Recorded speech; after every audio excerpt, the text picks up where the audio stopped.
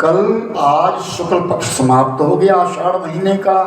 आषाढ़ पूर्णमासी आज है, कल श्रावण का पहला दिन है। शुक्ल पक्ष अंतिम दिन होता है और कृष्ण पक्ष की प्रतिपदा महीने का पहला दिन होता है। ये संक्रांति तो महीनों की बात है, साजी आई फलाना महीना नहीं, महीना कल से शुरू है। श्रावण मास के बीच में सबसे पहला नियम ये है कि हरी साग सब्जी का त्याग कर देना। श्रावण के महीने में हरी साग सब्जी नहीं खानी चाहिए। अब पूछेंगे क्यों, कारण क्या है? तो कारण सुनिए। जिस चीज का हम त्याग करते हैं वो हमको जन्म जन्मांतर में मिलती है। ये सब्जियां हमारे जीवन के लिए हरा भरा करती है। श्रावण के महीने के बीच में उत्पन्न हुई सब्जी के अंदर कीटाणु होते हैं जो हमारे शरीर को घातक होते हैं। इसलिए श्रावण के महीने में साग सब्जी का त्याग कर दिया जाता है। और ये साग सब्जी हमको इस सावन महीने में नहीं लेनी है। जो वस्तु हम त्याग करते हैं वो हमको बारंबार मिलती है, इतना ध्यान रखना। और सबसे बड़ी बात, इस महीने में एक अन्न का त्याग कर देना। कोई सा, चाहे तुम कोई दाल छोड़ दो, चाहे तुम चावल छोड़ दो, जो तुम्हारे मन में आए एक अन्न का त्याग अवश्य करो। हर आदमी, प्रत्येक व्यक्ति। आप 4 महीने के व्रत करें या ना करें, वैसे तो चातुर्मास का व्रत कहा गया है। 4 महीने फलाहारी लो, 4 महीने एक समय भोजन करो, 4 महीने जो आप चाहे, क्योंकि साल में ये चातुर्मास जो है महान पर्व है। लेकिन अगर आप ज्यादा नहीं कर सकते तो पहला महीना, पहले महीने में तो हर व्यक्ति के लिए साग सब्जी का त्याग करना है। क्योंकि साग सब्जी में कल से कीटाणु पड़ने शुरू हो जाते हैं। ये शास्त्रविद कर्म है, मेरी अपनी बनाई हुई नहीं है, जो पुराणों में लिखा है। स्कंद पुराण के बीच में बात आई है, ध्यान रखना। फिर दूसरी बात, एक अन्न का त्याग करना। और भादों की जब पक्ष आए, जब भादो महीना शुरू हो जाएगा, श्रावण की पूर्णमासी के पश्चात जैसे भादो महीना शुरू हो जाता है, तो भादो के महीने के बीच में दही और छाछ, सब्जियां खानी शुरू कर दो भादो में, लेकिन दही और छाछ ये बिल्कुल नहीं है। भादो के महीने में ऐसा भी कहा जाता है, उस अंधेरे महीने में कहा जाता है कि तुम अगर हरी घास के ऊपर भी छाछ डालो, वो घास भी जल जाती है। और अगर हम इस कोमल शरीर के अंदर छाछ डालेंगे तो हमारे लिए नुकसान देगी। हड्डियां कमजोर होती है छाछ पीने से भादों के महीने में। और सबसे बड़ी बात कि भादों के महीने में छाछ और दही लेने से जीवन में खटास उत्पन्न होती है। इसलिए दही छाछ नहीं लेना। और इसका एक भादों के महीने में एक वस्त्र का त्याग कर देना। सावन में एक अन्न छोड़ना और भादों में एक वस्त्र छोड़ना। जुराब पहनना छोड़ दो, रुमाल लेना छोड़ दो, बुनाई पहनना छोड़ दो, जो तुम कर सके एक वस्त्र का त्याग कर दीजिए। ध्यान से सुनना है चतुर्मास नियम के लिए, इसीलिए मैंने आप सबको यहां बुलाता हूं। गुरु पूर्णिमा पर्व का कोई महत्व है। आज कुछ ना कुछ गुरु के वाक्य से मुख से श्रवण किया जाता है, जिसको हम अपने जीवन में धारण, यही तो गुरु सेवा है। गुरु सेवा करती कि जो गुरु महाराज कह रहे उसका आचरण करना, उसे ग्रहण करना। कि भादों के महीने के बीच में एक सावन में एक अपना अन्न छोड़ देना और भादों के महीने में एक वस्त्र छोड़ देना। उसके पश्चात तीसरा महीना आता है असौच। और सोच के महीने में दही भी ले लो, छाछ भी ले लो, जो छोड़ा हो तो शुरू कर लो, जो करना चाहते हो करते जाओ। उसमें कहा गया है कि सौज के महीने में दूध नहीं पीना। अब कहें कि दूध तो रोज कहा गया दूध पीना चाहिए, पीना चाहिए, लेकिन असौज के महीने में ही। क्यों? उसका कारण भादों के महीने में, श्रावण के महीने के बीच में गौ माता ने जो घास खाया है वो कीटाणु युक्त है,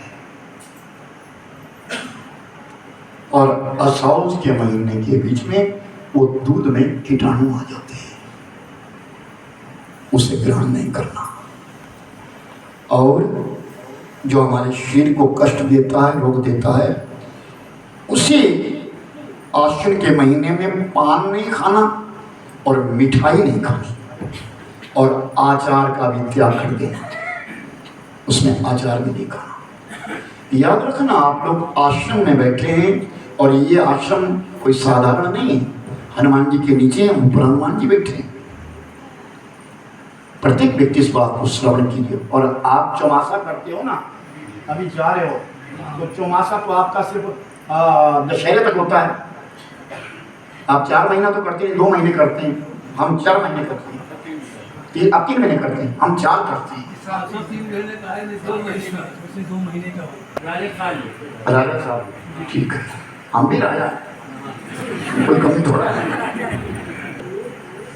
आश्विन के महीने में एक बर्तन का त्याग, चाहे चम्मच छोड़ दो, चाहे कटोरी छोड़ दो, चाहे थाली छोड़ दो, चाहे गिलास छोड़ दो, उपयोग में आने वाले बर्तन का त्याग करना आश्विन के महीने में। फिर उसका आता है कार्तिक का महीना, आखिरी महीना। ये चतुर्मास का कार्तिक बड़ा महत्व है, बड़ा महत्व है। कहें कार्तिक के महीने में दालें ग्रहण नहीं करें, दाल नहीं खानी, कोई भी दाल नहीं खानी, साग सब्जियां खाना, कि जो हमारे शरीर में साग सब्जियों की कमी हुई है वो तब तक साग सब्जियां बिल्कुल सुथरी हो जाती है। कार्तिक महीने में पूरा महीना साग खाएं, सब्जी खाएं। और कहते हैं कि जो दाल को कार्तिक महीने में उपयोग करते हैं उनके जीवन में कड़वाहट पैदा होती है, ऐसा लिखा है, कड़वाहट हो जाती है। कार्तिक के महीने में शहद नहीं लेना, और हो सके तो सिला हुआ वस्त्र, आपसे नहीं कहूँगा, आपसे कहूँगा सिला हुए वस्त्र का त्याग करना, कोई सिला हुआ वस्त्र नहीं लेना, और हो सके तो नमक का त्याग कर देना। 4 महीने तक मैंने तो स्वयं चौमासे किए और पूर्ण किए हैं। 4 महीने पात्र छोड़ के रखा है मैंने स्वयं, 4 महीने अन्न नहीं लिया है, 4 महीने नमक नहीं लिया है, 4 महीने मीठा नहीं, करके तो देखो, ये प्राप्ति तभी तो होती है। जितना आप त्याग करोगे उतना आपको मिलेगा। अपनी नियमावली बनाओ तो सही, लेकिन आप सब रिश्तों से कह रहा हूँ, भाव श्रद्धा से सुनते रहिए। इन 4 महीने में गुड़ का त्याग करने से अगले जन्म में इंसान मधुरभाषी बनता है, मीठा बोलने वाला बनता है। 4 महीने के बीच में तिल का त्याग करने से संतान के अंग सुंदर होते, अच्छी संतान पैदा होती है। और सरसों का तेल त्याग करने से मेरे भाई बहन शत्रुओं का नाश हो जाता है। हरी सब्जी का त्याग करने से बुद्धि विवेक बढ़ता है। और नमक को 4 महीने छोड़ने से सब कामों में पूर्णता मिलती है और उसके हर काम फलित हो जाते हैं। 8वां नियम, ध्यान से सुनना,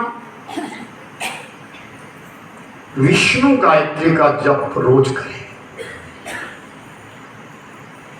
विष्णु गायत्री कहते हैं विष्णु द्वादशाक्षर ओम नमो भगवते वासुदेवाय। अगर तुम्हारे को गायत्री मंत्र याद हो तो कहो, अगर नहीं हो तो द्वादशाक्षर इस मंत्र का जाप प्रत्येक व्यक्ति करे, चाहे वो स्त्री है, चाहे वो पुरुष है, चाहे सूतक हो चाहे पातक हो।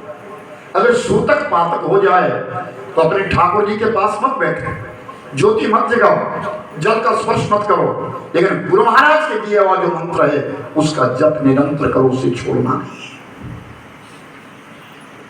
और 4 महीने हो सके तो पत्तल पर भोजन करो और पलास पत्ते पर करो। पत्तल के ऊपर भोजन करने वाला व्यक्ति परम गति को प्राप्त माना जाता है।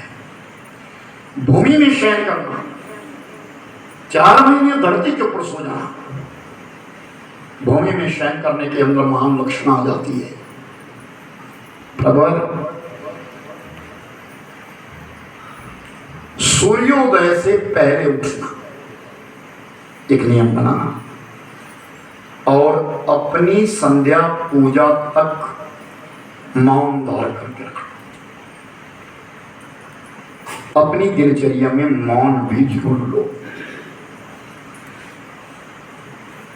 जितनी हमारी त्याग वस्तु है, जो हम वस्तु त्याग करते हैं, वो अक्षय रूप से हमको प्राप्त होती है, बहुत मिलती है। इस जन्म में जो हम लेंगे नहीं, जब दोबारा जन्म होगा तो हमको बारंबार मिलेगी। अभी हमको जो वस्तु मिल रही है, पूर्व जन्म में हमने कोई त्याग किया है, कोई दान किया है, और उसके पश्चात जिस अन्न का हमने त्याग कर दिया, हो सके तो घी का त्याग करें। घी मानुष के सौंदर्य को बढ़ाता है। घी के त्याग करने वाला सुंदरता को प्राप्त होता है जन्म जन्मांतर के बीच में। नमक के त्याग करने वालों को सभी कर्मों में सफलता मिल जाती है और वर्षा ऋतु में रोग होने की संभावना कम हो जाती है। इसलिए नियमों का विशेष पालन करें। नियम पालन करने से जीवन संतुलित होता है और प्रत्येक व्यक्ति इस बरसात के मौसम में एक पौधा जरूर लगाए। अगर आप अधिक ना लगा सकें तो एक पौधा जरूर लगाएं। क्यों? ये प्रकृति का, इस धरती का श्रृंगार है। जो पौधा आज आप लगाएंगे, त्रेता में और द्वापर के बीच में जो ऋषि मुनि थे, वो इस कलयुग के बीच में पेड़ पौधों के रूप में आए। उस समय भी कल्याण किया और आज भी कल्याण करते हैं। वो पेड़ हमको छाया देते हैं, वो पेड़ हमको फल और फूल देते हैं। इसलिए प्रत्येक व्यक्ति को लगाना चाहिए। और अगर आपके पास भूमि नहीं है, आप शहरों में रहते हैं, तो अपने गमले में पौधा लगाइए, लेकिन लगाइए जरूर। अच्छे लोगों की पहचान है, उनके आंगन में फूल होते हैं, उनकी बगिया में पुष्प होते हैं, हरियाली होती है, किसी न किसी प्रकार की हरियाली लगी होती है। प्रत्येक व्यक्ति के लिए इस चतुर्मास के बीच में कोई अच्छा पौधा लगा लेना चाहिए।